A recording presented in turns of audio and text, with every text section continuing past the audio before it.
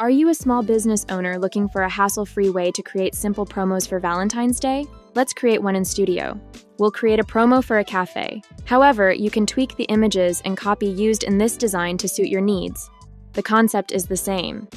Let's use an A4-sized canvas in portrait orientation. You can use one of the many stock photos available in Studio, or upload your own. Then let's add a graphic box over the top of the photo in order to add some text. Drop the transparency via the teardrop icon at the top. Let's add some text.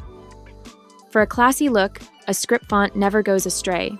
To contrast this, use a sans serif font and style it in all caps. This helps make the information stands out and feel important. Create some more contrast by dropping the size of the subtitles and increasing the letter spacing.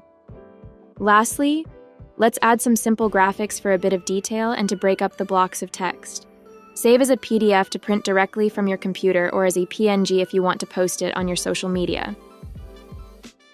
Have fun and experiment with your own designs and combinations. Make sure to like and follow for more quick tips.